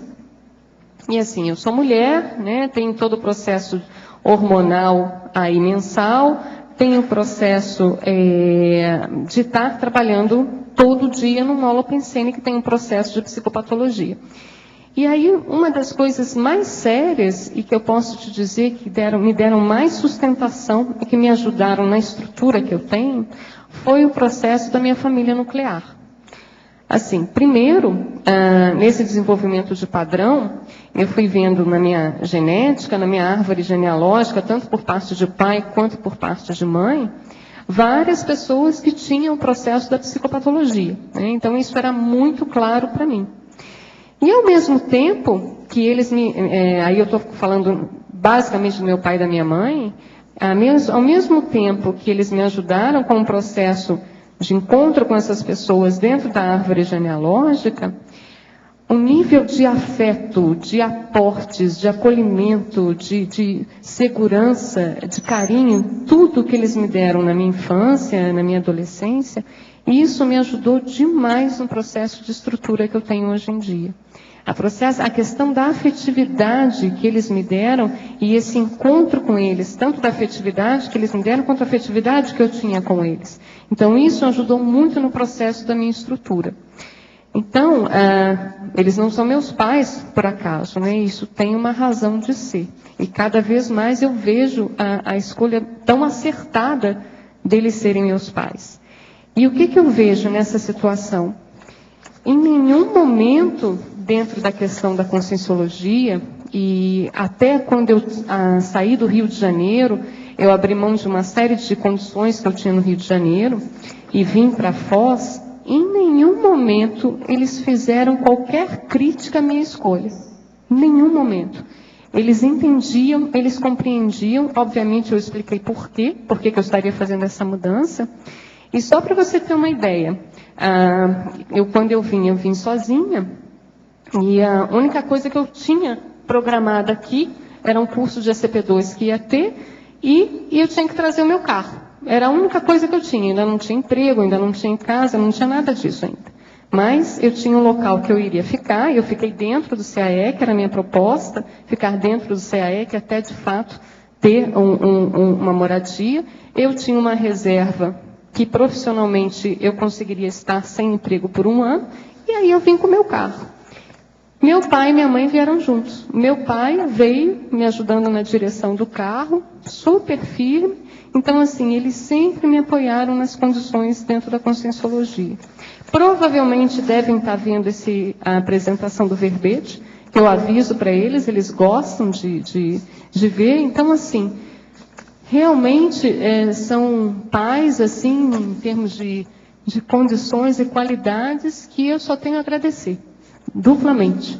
Não só pela condição de eu ter essa genética, de eu ter ressomado, de eu ter a oportunidade de estar nessa árvore genealógica, poder assistir, sendo uma variável dentro do meu perfil assistencial, que é o padrão da psicopatologia, digamos assim, e por todo o afeto, por toda a segurança, por tudo que eles me deram e que me ajudaram na estrutura que eu tenho hoje. Tá? Agora, é um ponto que eu coloco aqui no verbete também, que é a questão do padrão familiar. No número 6 ali da argumentologia, na analiticologia, a gente tem ali as 12 variáveis a serem pesquisadas. E nós temos ali, coloquei ali a família, o padrão das necessidades dos familiares pessoais. E essa questão, eu coloquei, é que justamente assim, é o primeiro entorno mais próximo que a gente vem a ressomar, é a nossa família. É a família nuclear, e isso vai expandindo para tios, primas. Ainda mais se a pessoa tem uma família pequena, ela deve observar mais ainda. E o que me chama a atenção? Às vezes, dentro do nosso processo aqui da conscienciologia, às vezes eu vejo, para algumas pessoas, uma dificuldade de fazer assistência à família nuclear. Então, é excelente professor, um excelente docente, mas às vezes na hora que a família precisa, o pai ou a mãe ou o irmão tem determinadas dificuldades, e a pessoa, ela tem uma dificuldade, ela rechaça um pouco a família, ela tem preconceitos com relação à família, e ela tem dificuldade para fazer assistência à família nuclear. Então, isso para mim é um ponto muito sério, que a gente deve avaliar. Olha, eu não... Não, o que você acha que pode ser? É um percentual maior de interprisão ou de alguma coisa mais séria? E o que é nas suas hipóteses aí? O que poderia ser? Olha, o que eu vejo assim? No meu caso, a gente, na família, eu não tinha conflitos maiores com meu pai ou minha mãe, né? Então, a nossa afinidade e afetividade, então, isso era um ponto. O que eu vejo, às vezes? Que existem uma dificuldade de afetividade, às vezes, de um membro da família com o outro, né? E aquilo não é por acaso. Vem justamente, porque não tem como a pessoa, por um período da vida, vai estar mais íntima, vai estar mais próxima, e aquilo ali, em algum momento, vai tendo amortizações daquela interprisão, daquela dificuldade, daquela consciência com a outra. Por outro lado, aí eu já vejo assim, alguns outros aspectos. A pessoa que às vezes não respeita o nível evolutivo da família. Então, assim, é conscienciologia, e às vezes a família é bem religiosa, tem os seus dogmas, as suas crenças, e o intermissivista, às vezes, não tem esse respeito, a compreensão, que aquilo ali, naquele momento, é importante para a família. Isso não quer dizer que eles não tenham afinidades, né? Outro ponto, trabalho, fazer assistência do trabalho. Muitas vezes você tem que deixar alguma tarefa que você está fazendo, temporariamente, e vai fazer assistência. Vai ouvir, vai escutar. Mesmo que aquela pessoa não pense igual a você, mas tem uma afinidade com você. Então, se está na mesma família, se está no próprio grupo tão próximo, veja, mesma genética, mesmo soma, a proximidade das feições físicas, tudo, isso é muito sério. Então, assim, e já vi outras características também, tipo do permissivista, às vezes tem determinados pais ou irmãos que são tão complicados que ele quer distância. Ele não quer conviver com aquela pessoa complicada. Então, ele se omite de uma assistência, às vezes é uma omissão. Às vezes não, às vezes ele fez tudo que ele podia fazer. E se ele continuasse ali, ele estaria se acompliciando com a situação. Depende, você tem que avaliar. Você fez o máximo de assistência que você podia ter feito sem se acompliciar com a situação? Você tem que ver. Então a gente tem que tomar cuidado de não ficar naquele salto alto, né? Das informações e ter o conhecimento, né? Então são esses pontos que eu vejo. Adriana, queria te perguntar na página 8, binomiologia, na terceira linha, o binômio de taxismo do presente, visão do passado. O binômio de detalhismo do presente, visão do passado, né? É justamente dentro da questão de você avaliar e dissecar como é que é feita a sua assistência, né? Você pega no presente. Quem você assiste? Como é que você assiste? Como é que você faz a assistência para aquela pessoa? Quais são as necessidades dela? Justamente você detalhando cada vez mais as ações assistenciais que você faz aqui, você tem uma visão como é que foi o seu passado. Qual que é a sua afinidade com aquela pessoa? Isso tem a ver com o seu passado. O tipo de ação que você faz aqui, isso tem a ver com o seu passado. Então, essa questão até que eu coloquei aqui, né, na questionologia, você já avaliou o nível da própria compreensão quanto à natureza dos assistidos? Qual a relação pessoal com o padrão das necessidades assistenciais dos próprios assistidos? Isso tem a ver com o seu passado. Não cai à toa para você. Os afins se atraem.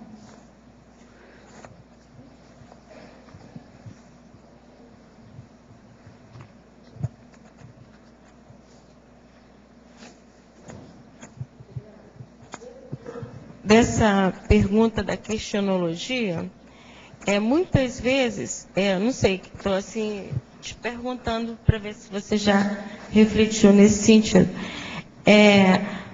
O bolsão de assistentes é o mesmo, mas nós mudamos de profissão e muitas vezes até de gênero, não é? Já aconteceu isso, de observar isso, né? Mas os assistentes continuam, os assistidos continuam os mesmos, né? Muitas vezes mudamos até para que possamos assistir melhor, não é? Eu vejo assim, olha, que eu até está dentro da parte da definição. Naquele momento evolutivo, isso eu acho que é um ponto para a gente pensar. Os assistidos são daquele momento evolutivo. Então, às vezes, você precisa vir em determinada família para você poder fazer aquele tipo de assistência. Às vezes, você vem com aquele gênero para fazer aquele tipo de assistência.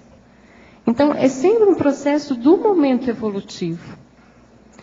Então, veja, isso não quer dizer que uma pessoa que tem um padrão de assistidos nessa vida, ele vai continuar tendo esse mesmo tipo de padrão de assistidos. Ou, às vezes, na mesma vida, a pessoa, no início, ela começa a trabalhar com determinadas tarefas que têm determinado tipo de padrão, e depois ela pode trabalhar com outras. Mas o que é importante disso? Ela ter discernimento que naquele momento, aquele é o padrão de assistência a ser feito, aquele é o prioritário. Para que ela não o que se repete é o padrão, né? Pode mudar os assistidos. Os assistidos pode. Então, você, por exemplo, os assistidos não voltam quando você já ressarciu o que você já fez. Aí é um outro momento com novos assistidos, mas você permanecendo com o mesmo padrão de assistência. Vai depender de cada um. Às vezes a pessoa vai ampliar aquele tipo de assistência, aquele tipo de padrão assistencial que ela tem, e ela pode ser um especialista naquilo. Vai qualificar. Ela vai qualificando. Sei. Às vezes ela, como a gente comentou também ali da técnica da circularidade, às vezes ela assiste a mesma pessoa, mas de modo ampliado. Sei, entendi. Por exemplo, vou te dar um exemplo. Já aconteceu de eu ter oportunidade, dentro da medicina, de fazer assistência a uma pessoa. Anos depois, eu vou fazer uma assistência a essa mesma pessoa na consciencioterapia. Entende? Então, ela foi lá, eu fiz um outro tipo de assistência. No caso, você qualificou a sua assistência e ela também teve reciclagem, porque até chegou a esse nível de consciencioterapia, né? E assim, muito bom quando conjugou isso. Na consciencioterapia, é um ponto importante, a gente não escolhe evoluciente. Você tem uma escala de atendimento, o evoluciente chega e ele vai ver o melhor horário para ele, para a disponibilidade dele. Então, veja, caiu para mim. Eu já conhecia a pessoa que eu tinha atendido lá atrás, anos atrás, lá na medicina. Então, ali foi o quê? Era o mesmo padrão de carência da pessoa, mas na medicina eu pude dar um suporte, na consciencioterapia eu fiz outro suporte. Ali eu pude ajudar nos sintomas dela na medicina, e lá na consciencioterapia eu pude ajudar ela a entender dentro da questão da intraconsciencialidade dela, o que é que levava ela a ter aqueles sinais, sintomas, trabalho com energético. Né? Então, foi a mesma pessoa em outro momento. Então, na medicina, não tinha abertura ali com ela para que eu pudesse fazer outro tipo de abordagem. Na consciência terapia, ela já me deu essa abertura. Ela foi para lá, ela me deu essa abertura. Houve amplificação de ambas as partes, até porque quando, mesmo com a mesma carência, mas ela já procura um novo tipo de ferramenta, ela já galgou um passo maior. E o assistente já está em outro padrão de assistência, né? Você pode, porque você tem que, a grande questão do assistente é ver qual que é o limite da assistência naquele momento, para aquela pessoa, aquele momento evolutivo.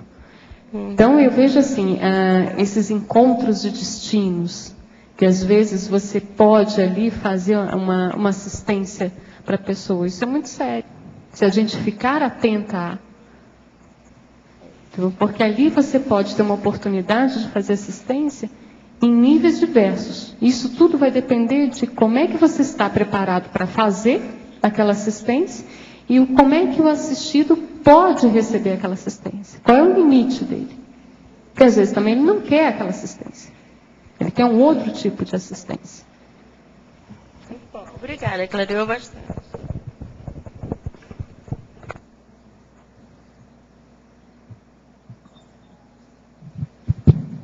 Aqui no B, em cima, página 9,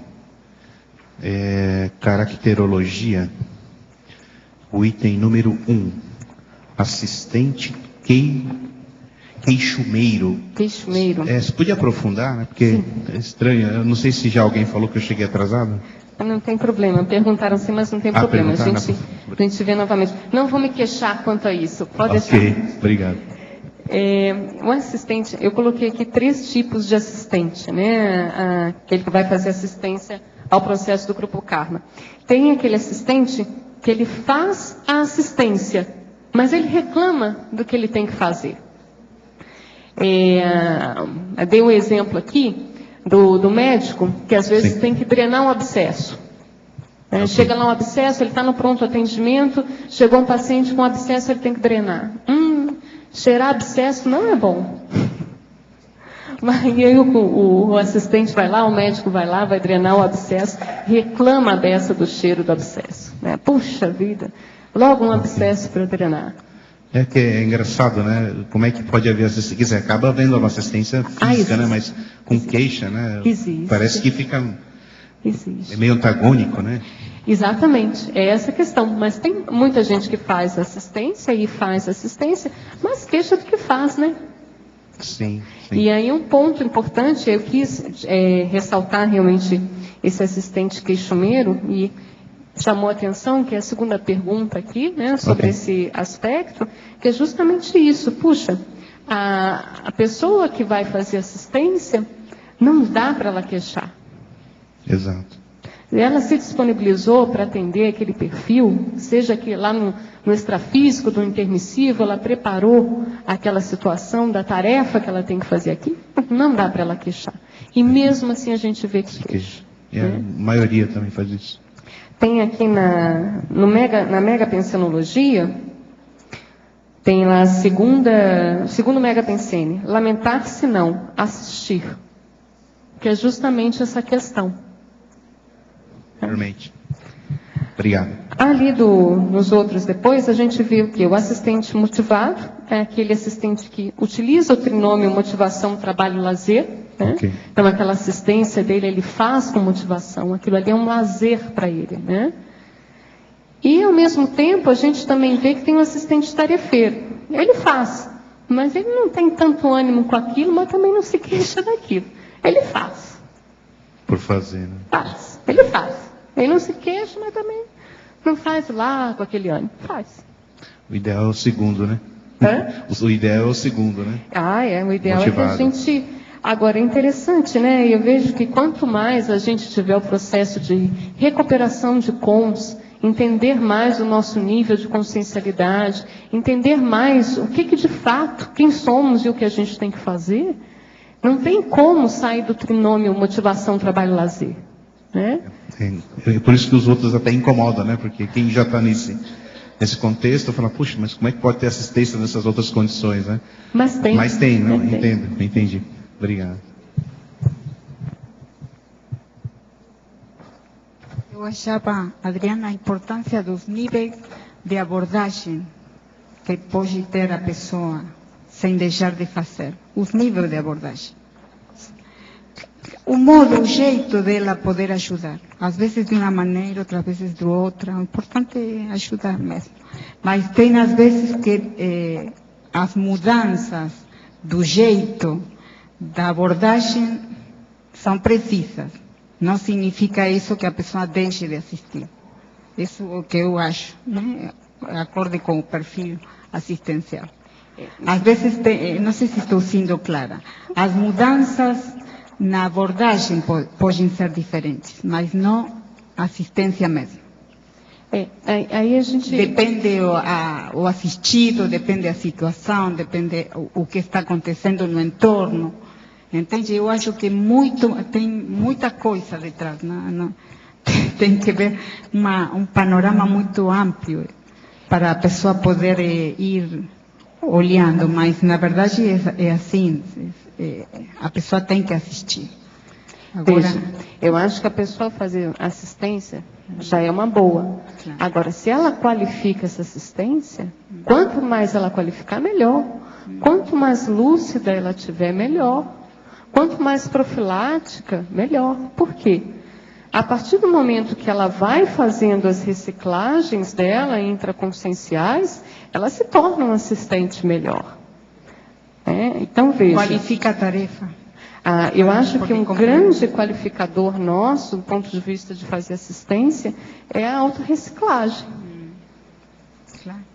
É justamente o que? A gente burilar nossos trafares, as nossas dificuldades. Com isso, a gente aumenta o nosso gabarito assistencial. Porque, veja, o menos doente ajuda o mais doente. Se cada vez mais você vai se tornando menos doente, mais gente você vai assistindo. Em outro ponto, aqueles trafais, aqueles traços faltantes que lhe faltam, você fazendo o processo da reciclagem, você vai conquistando e você vai se tornando um assistente melhor.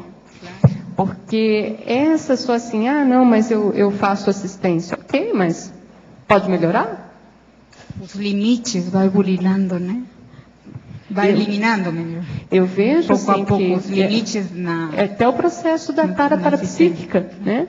Qual que é o seu nível de suporte na sua psicosfera? O quanto que você aguenta? O quanto você sai da escagem inconsciente para você sair da escagem lúcida? Isso é um crescendo, né? A própria crescendo, TENEPS ou FIEX. Você tem que amplificar, você tem que melhorar a sua assistência, você tem que qualificar a assistência. Adriana, eu penso assim. Desculpa. Adriana, só na questão de forma aqui, esse mesmo assunto foi discutido agora sobre a questão do assistente queixumeiro, na página 9. Se fala aqui que é em ordem alfabética, mas eu acho que não está em ordem alfabética. Não, você está correto. Está errado aqui. Foi um erro mesmo. Uma questão de detalhe só. Não, está correto. Forma, o assistente motivado, ele vem antes do queixumeiro, na ordem alfabética. Adriana, aqui na página, aqui atrás de você, Adriana, por favor, ali na página 8, na binomiologia, o último binômio, por favor, ali, temperamento pessoal, tempo assistencial grupal. Veja, quando você vai fazer um determinado tipo de assistência, né, quando você vai desenvolver assistência para aquele perfil de consciências, isso tem que estar de acordo com o seu temperamento. Senão você não dá conta, né? Então, assim, o seu temperamento, isso vai ser uma das diretrizes para você poder ter de entendimento o que você dá conta de assistência para fazer. Tem determinadas assistências que às vezes o temperamento não dá, né? E ali, o tempo assistencial grupal. Então, veja, essa assistência ela depende do quê? Do temperamento da pessoa e o tempo daquele grupo que vai receber assistência. Aí eu volto a falar novamente no momento evolutivo. Porque às vezes aquele grupo, ele não está preparado para receber aquela assistência. Ou ele não quer receber aquela assistência. Entende? Às vezes a pessoa está tão magoada, está tão melindrada, que ela não quer nem ouvir da pessoa. Então como é que você vai conseguir chegar? Como é que você faz a abordagem? Você quer reconciliar, mas ela não quer. Então, às vezes o processo você faz pela TENEPS. Você encaminha energia pela TENEPS. Então, você põe a pessoa na tela mental. Né? Mas, às vezes, aquela abordagem tete a tete, corpo a corpo, você não consegue fazer com ela. Então, depende, a assistência que você vai fazer e o perfil de assistência que você faz vai depender daquele tempo para você, do próprio assistido, para ele poder aceitar aquela assistência. Estar apto para, ou estar em condição para, né? Estar aberto para. Obrigada. Professor, aqui no primeiro item da autorreflexologia, a autoviragem, ela vai conforme o fôlego da pessoa no momento evolutivo, há um crescendo nessas autorreciclagens, que ocorre isso durante as nossas vidas? A pessoa tem que estar fazendo reciclagem incessante. É assim que é a evolução. Mas elas então, vão a autoviragem depende do discernimento dela. Pois é, mas elas vão sendo num crescendo, assim, em questão sempre da holobiografia. Vai melhorar. Sempre é um ponto acima daqui, da espiral evolutiva. Sempre um ponto acima. Agora, tem que colocar na cabeça o seguinte, que essa reciclagem é incessante. É evolução. Nós nunca podemos ficar parados numa coisa muito tempo. Até que o latinório antigo já falava, omne varietater delectantur. Quer dizer, a variedade agrada, não só os homens quanto as mulheres. Você tem que renovar de vez em quando, fazer umas coisas diferentes. Não dá para ficar sempre no mesmo rame-rame. Mas, assim, tem umas fissuras do nosso caráter, do nosso temperamento, que elas, dependendo de como que elas são mais dolorosas, elas vêm por último? Como que... Ah, não. Tem fissura que a pessoa fica com aquilo 1 milênio, 2, depende do que é. Então, o negócio é combater e fazer a cirurgia direto. Tem que valer mesmo, para valer. Então, em cada vida... Estudar o processo, e até o osso. Então, nas vidas nossas, a gente vai burilando esse processo do temperamento. É isso? Por isso que é bom aqui o Consincobai, para a gente saber o que se passa. Que antes a gente não tratava muito disso. Tapeava, mas não tratava. Agora não, nós já estamos tratando. Outra dúvida que eu tenho, professor, por exemplo, até chegar à desperticidade, a gente ainda tem o predomínio do trafar, né? Então, a partir da desperticidade é que a gente consegue, de fato, começar a eliminar os trafares? Aqueles mais holobiografia? Essa pessoa, ela vai ter trafar, até um evoluciólogo tem. Agora, o problema é ela se conscientizar do que ela tem e daquilo que ela precisa de ter. O que ela precisa de conquistar. Isso é que é o ideal. O Consincobai, ela curso é para isso. Quais são os meus próximos passos? Quais? É porque eu vejo, conforme a gente vai tratando o trafar, o trafal vai aparecendo. Você vai desenvolvendo o trafal. Você vai vendo, você puxa a brasa. Vai. Né?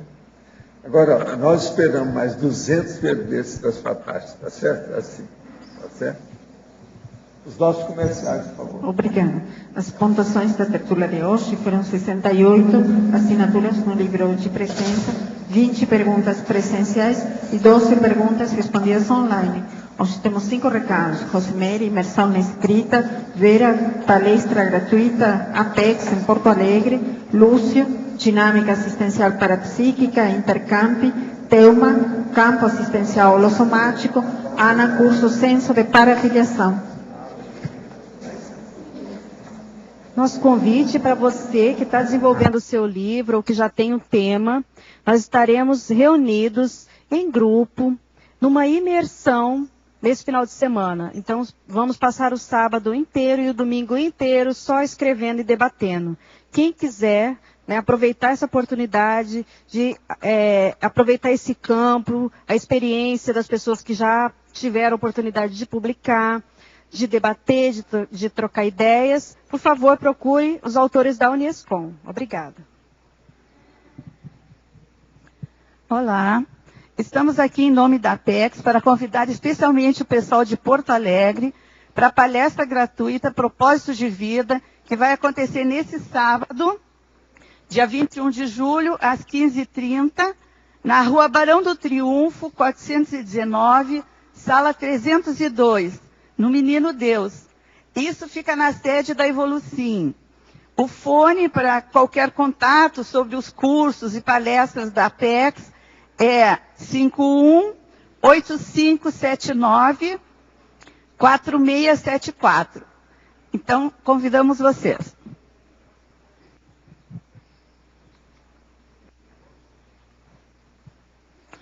Boa tarde a todos. O Intercamp convida a todos a participar da dinâmica assistencial parapsíquica, que vai ser realizada na cidade de Fortaleza, no estado de Ceará, no dia 25 e 26 de agosto de 2012. Os EPICON serão os professores Moacir Gonçalves e Everaldo Bergosini. O curso ele oferece campos parapsíquicos interassistenciais, campos para mobilização energética visando desbloqueio holochacral, e debates sobre parapercepções, parapsiquismo, desperticidade e epicentrismo. Em qualquer informações a mais, vocês podem contactar o e-mail contato.fortaleza@intercamp.org ou pelos telefones DDD 85 3087 8076 ou 8888 8076. Obrigado. Gostaríamos de informar que ainda estamos com vagas para o curso Campo Assistencial Holossomático, que vai acontecer nesse final de semana aqui no CAEC.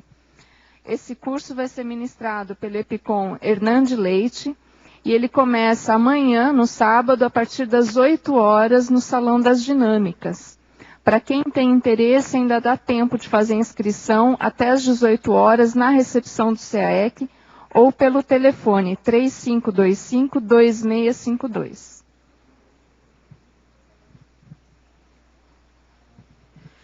Boa tarde. Quero lembrá-los que nesse final de semana, dias 21 e 22, a professora Adriana Lopes está lá ministrando o curso Senso de Parafiliação, na sede da CIP, no Discernimento, aqui em Foz do Iguaçu. É um curso de debates e práticas energéticas, com o objetivo de ampliar a lucidez do vínculo com o amparador de função e das posturas pessoais capazes de intensificar esta conexão, facilitando a interassistencialidade.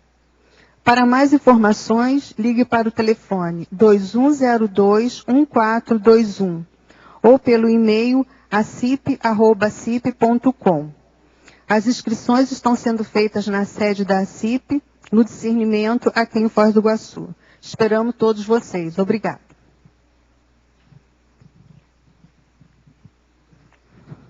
O verbete da manhã é Maxi Planejamento Vexológico, especialidade em Vexologia. Autor, professor Felipe Colpo. Obrigada e boa tarde a todos.